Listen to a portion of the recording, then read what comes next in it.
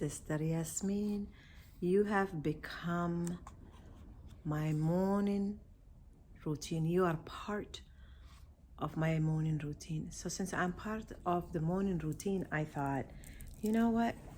I might as well share it with you guys as much as I can. My morning routine too.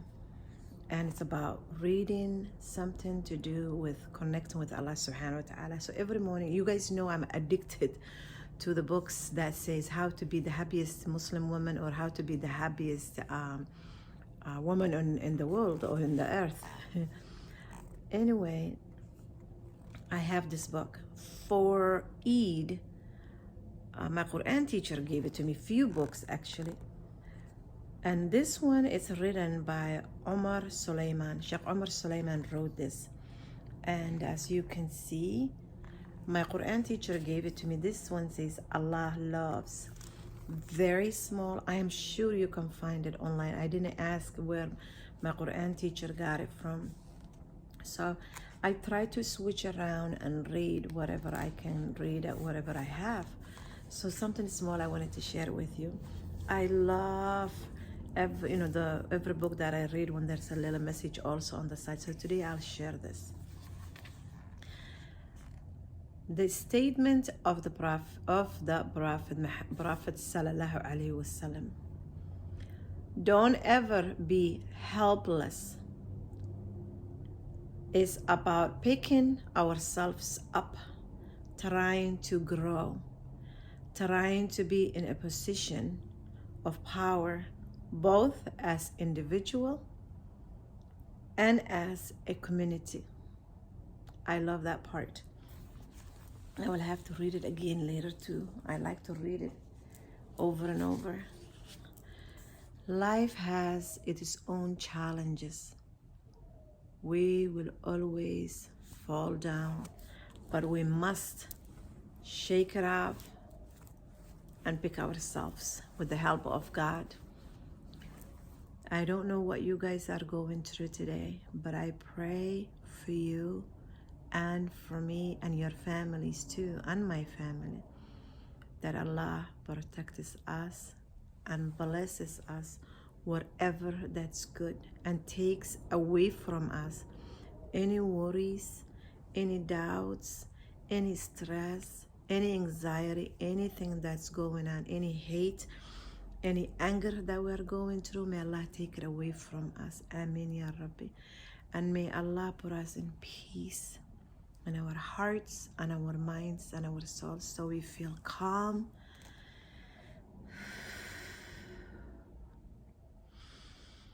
Ameen ya Rabbi, Ameen. Let's get into the video, inshallah. First thing I do before I get to my chores, put my hat on and my apron on. It's cold. My chores are outside today. I want to put my apron on so my sweater doesn't get dirty. It's a bit cold today.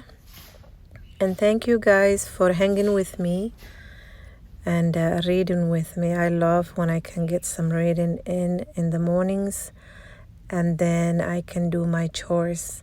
I can sit around while the children are doing homework and stuff and just be on my phone or my laptop, but it's best for me to get my chores done. So let's go outside. It's nice while the children are getting their homeschooling done, then I can get my chores done too. And then when they are done and I'm done, we can just sit together and chat. Today my chores, I mentioned, are outside.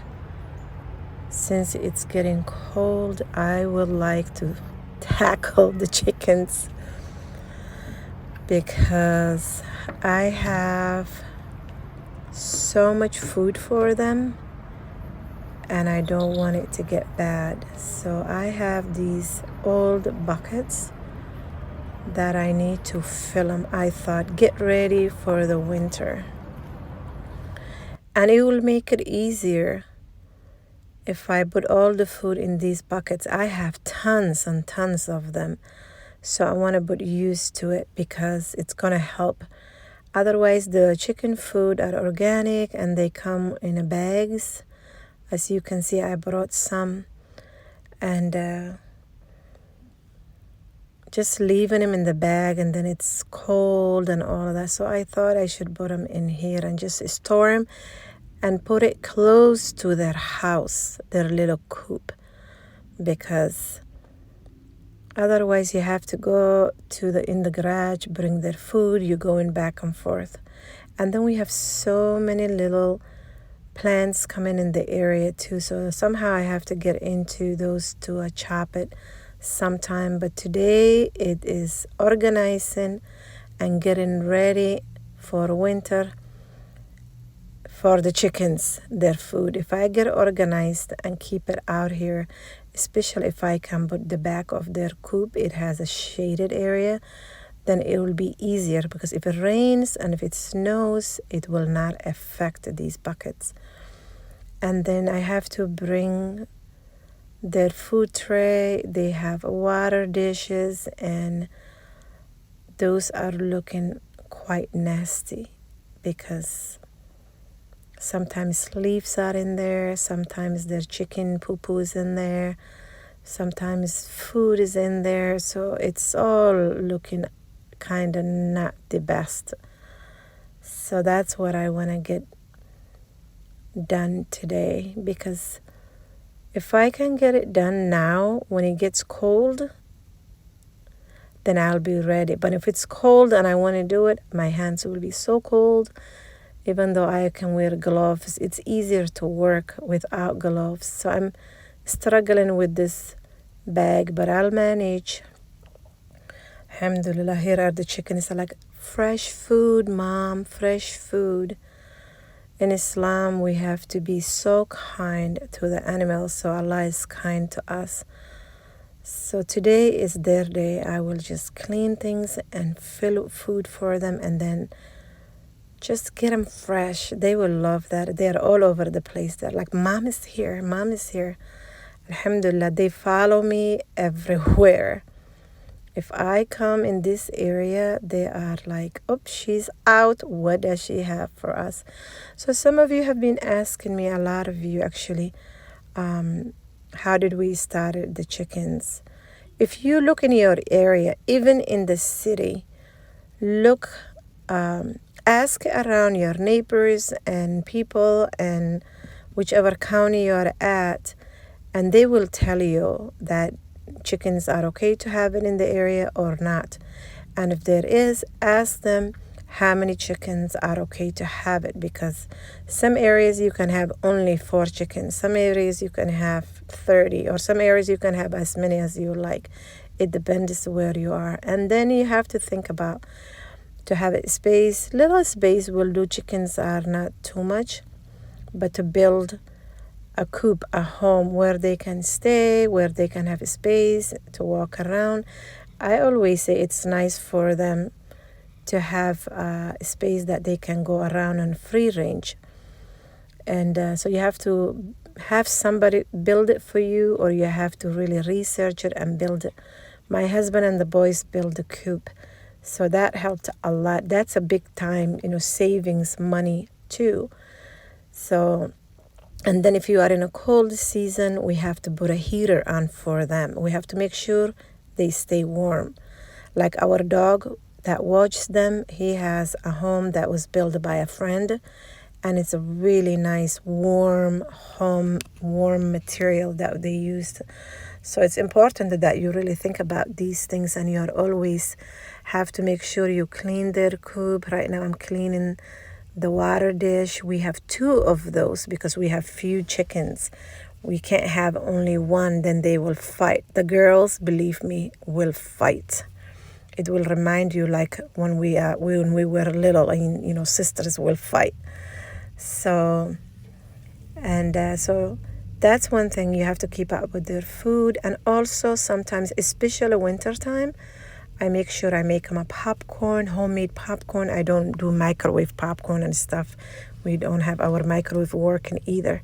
So I have to make sure, now I'm cleaning the second dish.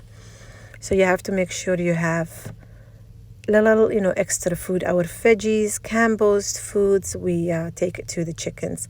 They love cooked rice. They love cooked quinoa.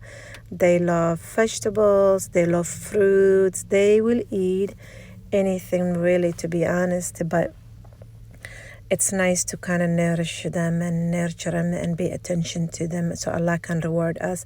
And the same time, fall time, I'll buy eggs or the neighbors will give it to me. That's the only time. Otherwise, I get eggs from them. So I'm so grateful to have these chickens that Allah blessed us with them.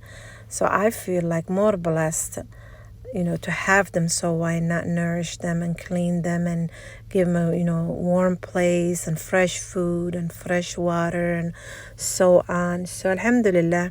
Right now I'm getting a few things done and just put in all these buckets, and then later I'll ask the boys and my husband to take them into the back of their coop where it's covered up, and then we can cover the food and keep it that way. So I just put my wheelbarrow back and take in the bags and just kind of tighten up things and getting the morning chore done. And I have to make sure right now I go back and also shut the water, because I also gave some water with the few of the trees that I put it.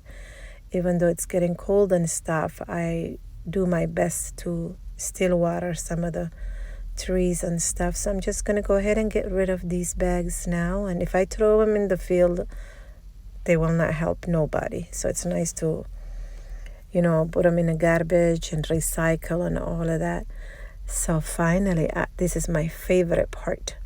My husband planted these roses when he was getting the sidewalk done. And I thought, 2 roses still out here. I want to take them and use them in the house so it's will be fresh. But they smell so good, y'all. They smell so good. So I thought I should put used to those. Alhamdulillah. It's the end of the season, and at night it gets really frozen. It's been cold. But so let's go back and put these roses on the table, and that's it. If you are new to me, please subscribe to our channel, give the videos thumbs up, and I hope to see you next video, inshallah. I'm using my filtered water right now for the roses, and it's looking good, but it smells amazing, you all. Amazing. The smell is what I like. I love natural smells. Alhamdulillah. Hopefully we'll make bunch of teas this winter, inshallah. I have been collecting few herbs and roses and things like that for teas. So there goes just 2 little pieces looking good. I'm just gonna set them in the cozy cottage kitchenette, and that's it. Take care, you guys. Salam alaikum. This is our line of products that we have on our website. And we have oils for the body, for joints and muscles, and we also have honey. This is raw honey, so it's really some of the best honey you can get. And then we have a line of different herbal steaming blends, and this is just one of them, but there's several of those. You can look on our website. And we have our tea line. This one here is our postpartum. And then we have 10 other options here. Timely relief for balancing hormones, and tummy tonic for stomach, and sleep aid for helping to relax. And then also we have Yasmin's raw recipe book. So make sure you give us a thumbs up and check out all of our videos. Go to the website, fitrawellnesscenter.com.